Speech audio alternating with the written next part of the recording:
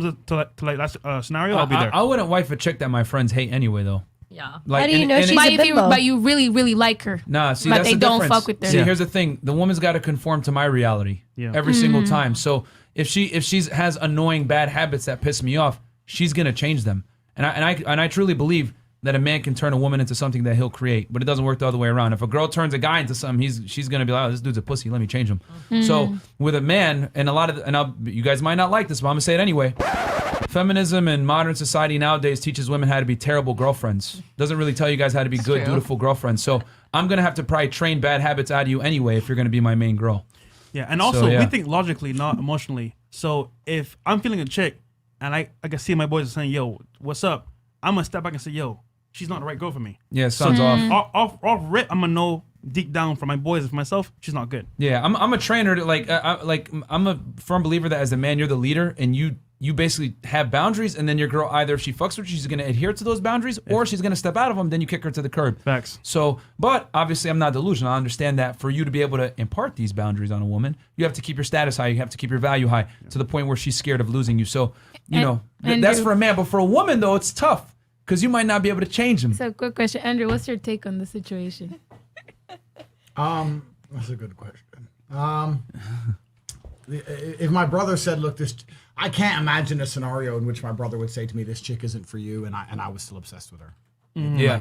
Yeah. It's just not going to happen. Right. Yeah, all three guys at the table can't even think of that scenario. We're too logical. That's something that happens for women, though. Yeah, we're too logical, But in terms of the family thing, I think if I was a woman, or if their family was truly against a man, you should definitely sit and listen, especially to your. I'm going to be boring now. You should sit and listen to your father, and especially say from your dad, why are you really against this man? And I believe, as a boring old man, you should have a degree of respect for the people who brought you on the face of the planet. Yeah. And you should definitely sit and listen to them and let them talk.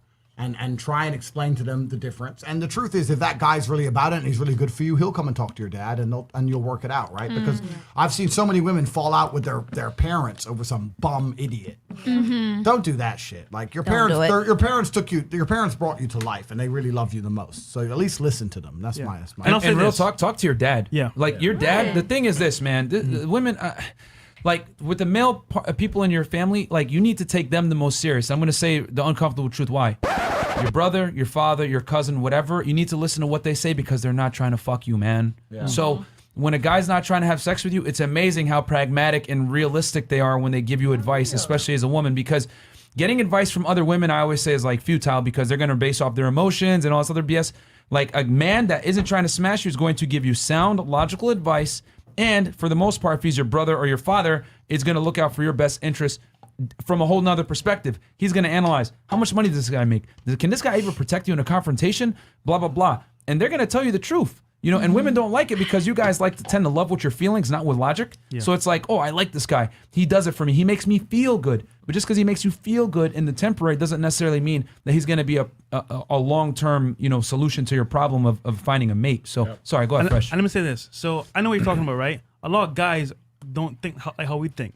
So if they see a chick that's a 9 or 10, she's bad, they're going to go ahead and say, you know what, damn, all these red flags here, they're going to ignore it and go wife her up.